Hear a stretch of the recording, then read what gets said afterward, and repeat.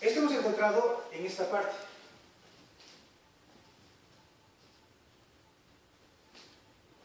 Por aquí más o menos. Bueno, no necesito decir qué cosa es eso, ¿no? Ahora, por supuesto, entonces, un poco esta otra diapositiva provocadora es de que si bien los incas han articulado lo que había antes, nosotros ya nos comunicamos con ustedes hace mucho tiempo atrás. Entonces, como tenemos en esta temporalidad, esto es un hallazgo del Instituto de Antropología y Arqueología, con el que trabajamos con Marcos y por supuesto con mucha gente, y lo encontramos, y cuando encontramos con esto, fue casual, estuvo también un arqueólogo argentino norteamericano, y que justamente con ellos más corroboramos esto. Entonces, toda esta parte es disturbada, por supuesto, pero toda esta cerámica es de este periodo. Entonces, por asociación tenemos, y esta es una príncipes que solamente tenemos en California Baja y en Ecuador. Entonces, mucho más seguro que sea del Ecuador. Y estamos hablando de este periodo, entonces hace más los 2000 años que tenemos, digamos, teníamos ya contacto hace 3500 años atrás, ya teníamos contacto. Es decir, no solamente a partir de Huenco, Inca es muy reciente. Entonces, y en cambio esto sí. Pero esto está en el Lago Popó, no está en la parte de Tiwanaku. Bueno, lo que he explicado de lo femenino, de lo masculino, el taqui, digamos, una de las cosas del Capañán o de Hachataqui para nosotros, como siendo una sociedad estatal, los incas necesitan articular los caminos y necesitan lugares de acopio, y esos son las callancas o los tambos, ¿no? Entonces, no visualizamos ni atalayas, es decir, ni torres guerreras, ni centros de acopio de ese grado antes de los incas. Entonces la pregunta es ¿por qué? Porque si bien habían conflictos entre los psicólogos, por supuesto, pero no eran sociedades guerreras. Entonces, y hay un mito sobre Tiwanaku de que eran sociedades guerreras esclavistas. Ponce San Ginés dice eso, pero bueno, sí hemos detectado que al final habían otras sociedades estratificadas y que parece que Tiwanaku cae en 1000 después de Cristo por una sequía de 20 años, pero además porque se vuelven sociedades estratificadas. Entonces parece ser que uno de los problemas de la humanidad es que cuando nos volvemos estratificados, nos volvemos Estado, por lo tanto hay escisión de clases.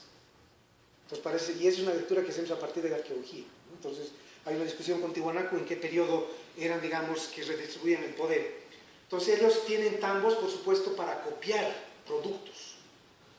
Entonces, y para abastecer, digamos, a las avanzadas que tenían, en función, digamos, de la conquista, ya sea, digamos, en forma pacífica, o ya sea en forma, digamos, violenta, ¿no? Entonces, pero sí, entonces esa es una gran diferencia. El Capañán se articula con un pueblo que ya era Estado. Por lo tanto, este Estado podía apropiarse del excedente. Entonces, es una gran diferencia. Es una gran diferencia a todo el conocimiento previo que se tenía. Entonces, digo, estamos son eso. Entonces, además, el Capañán podía hacer una circulación de la producción en función, digamos, de productos locales o de productos centralizados. Nosotros hemos visto donde hemos trabajado en el Popó, con el instituto, que se generan tambos, callancas, ahí están las fotos que les voy a mostrar, y cae la producción local. Entonces, generamos dependencia. Entonces, por eso la arqueología también puede criticarse a sí misma. Entonces, es súper interesante, la arqueología puede interpretar a la otra ciencia, pero también puede interpretarse a sí misma. Estas son las callancas que les decía. Estas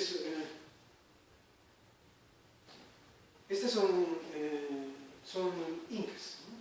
Y este es el periodo. Y si estamos hablando del ramal, ¿se acuerdan? El ramal es del lago Popó.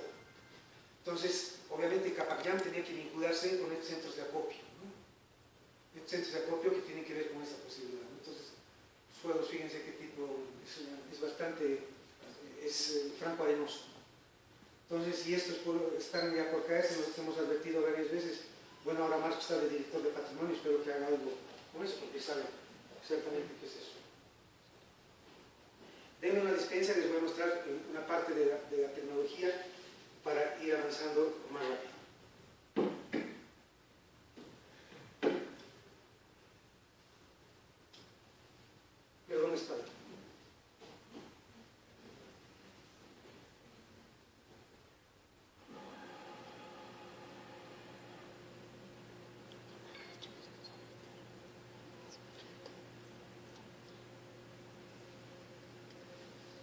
hemos visto que el Capamyán tiene la virtud de articular determinados tipos de producción, algunas ya muertas, otras ellas las reivindican y otras ellas intencionalmente no las vuelven a restituir.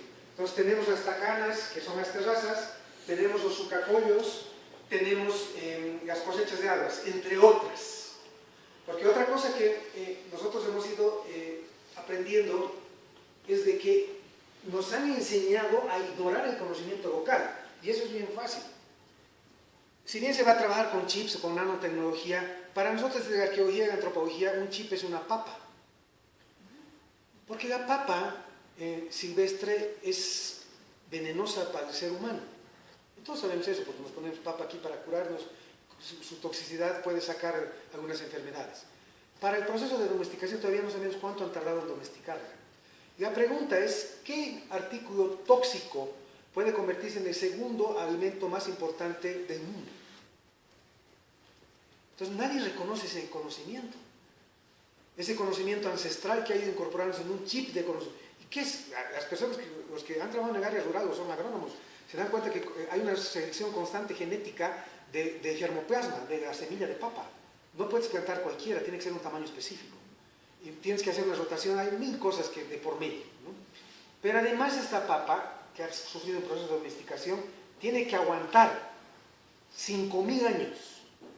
Pregunten qué recursos genéticos, solamente el arroz, el maíz y la papa han podido tener esa, por supuesto algunas frutas, que nadie más tiene esa importancia.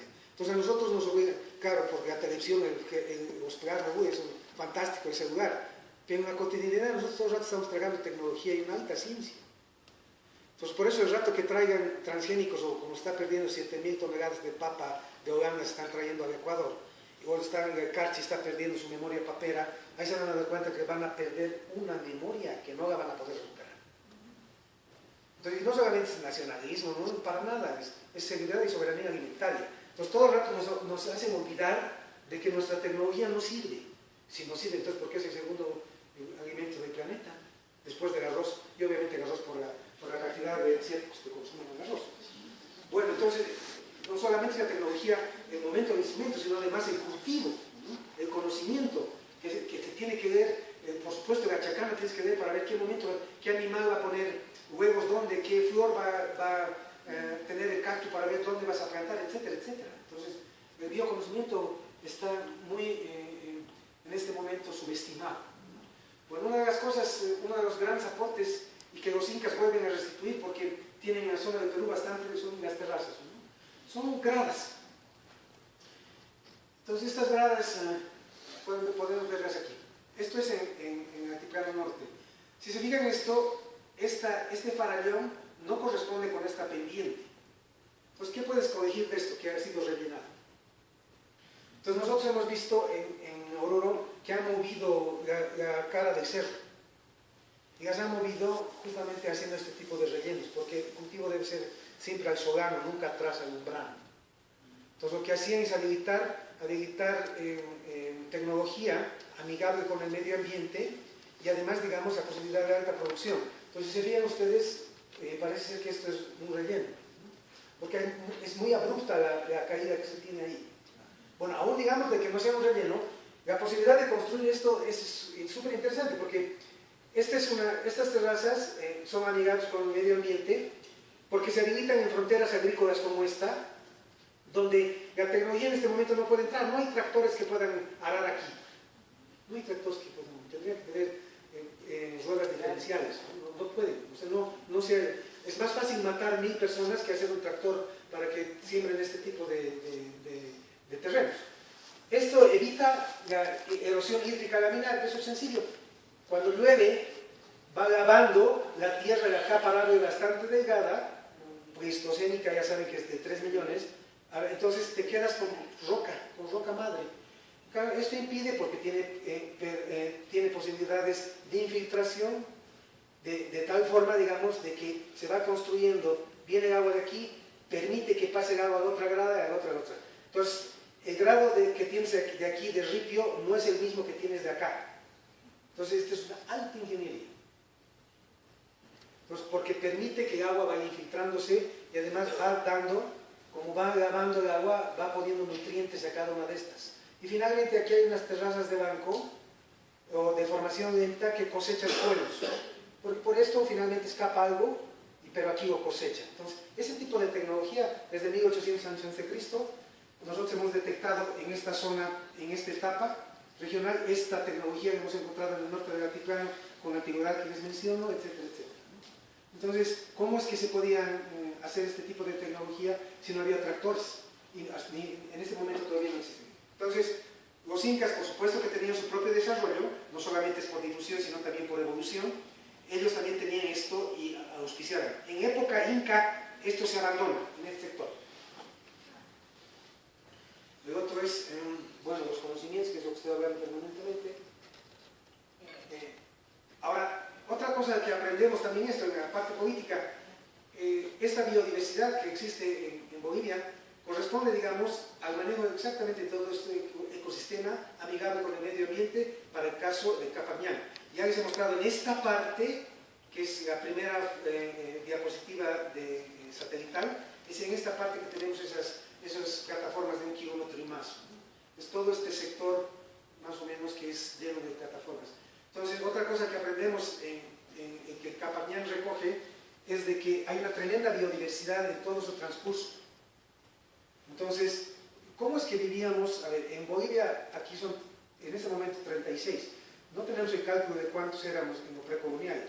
Por lo menos eran unos 150, de acuerdo a un jesuita. Pero ¿cómo es que podíamos vivir? Por supuesto que teníamos conflictos, ¿no? Pero para eso está el taipi y el quinco, ¿no? Son momentos de generar, que se genera una fricción, pero todo el año tenemos una posibilidad de vivir, no en paz, pero digamos, sin conflictos. Pues otra cosa que aprendemos es que Capañán, por su cruce, va a tener una biodiversidad, pero tremenda, ¿no? Va a tener una biodiversidad este-oeste y norte-sur. Otra tecnología que los incas abandonan. Entonces, y que les decía, estos son los sucacolos.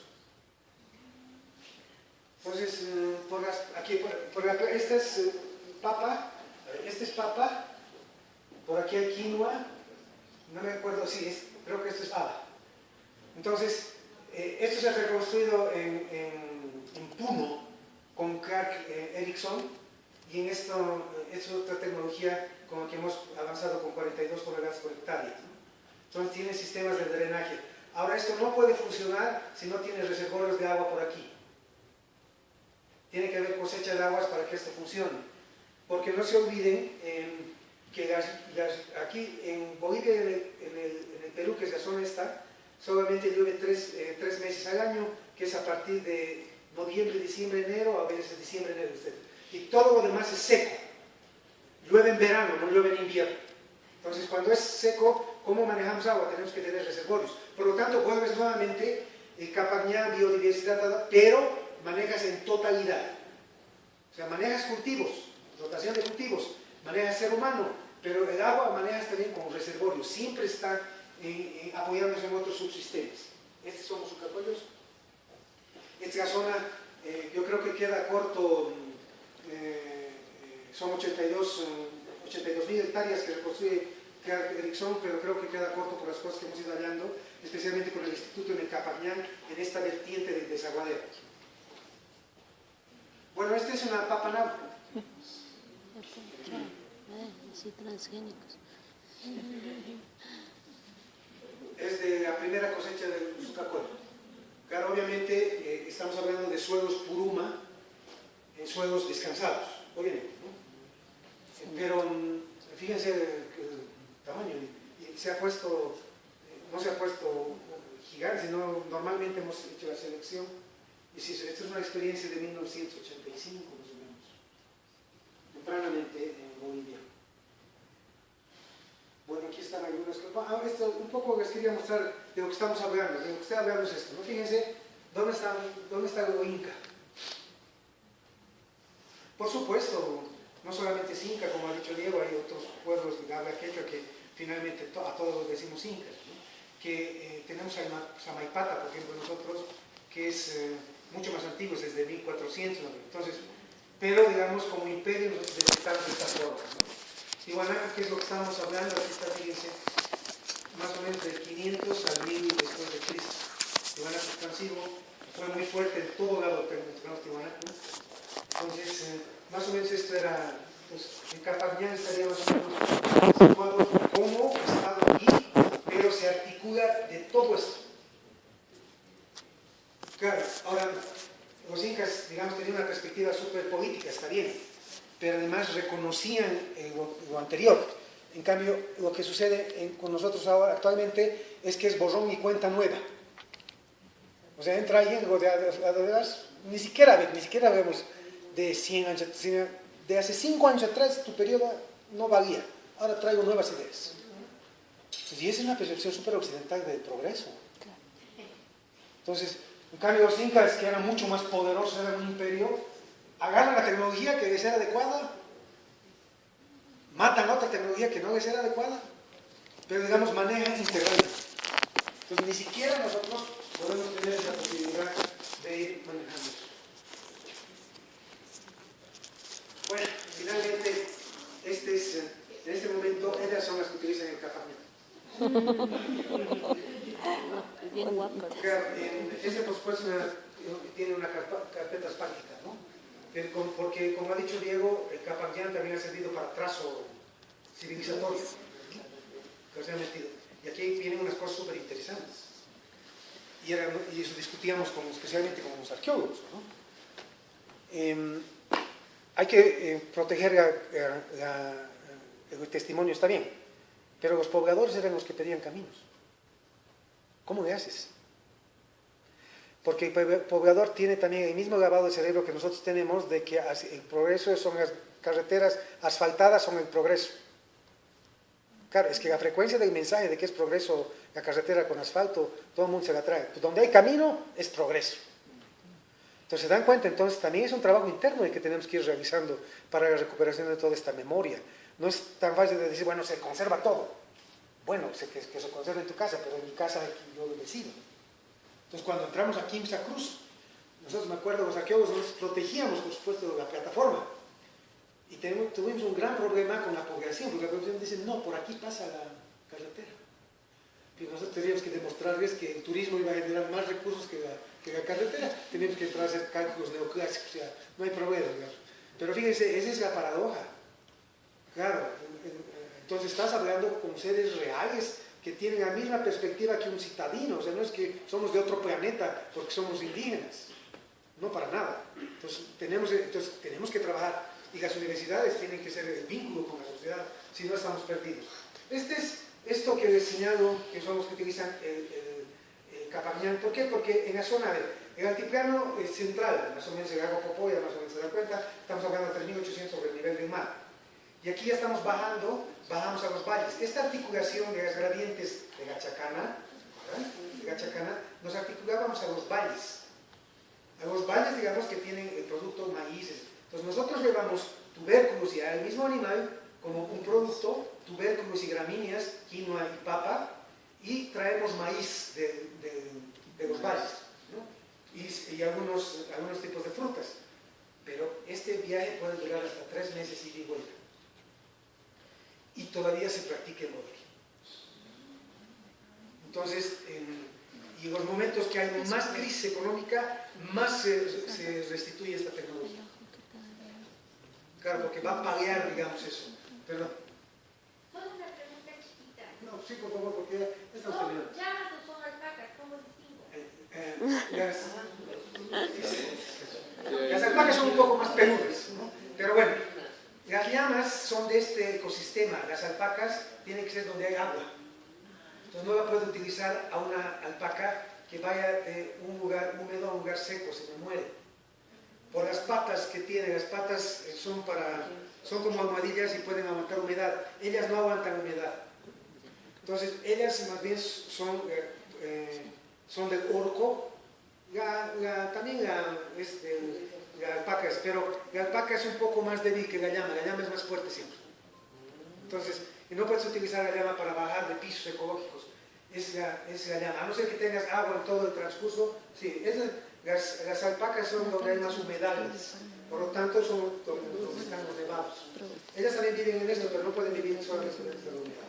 Entonces, bueno, hay una diferencia. Todas tienen un Cuando, si tienes el casco partido, a ver, si este entra agua, sí. Y si la alpaca entra algo seco, sí. Entonces tienen que tener un equilibrio.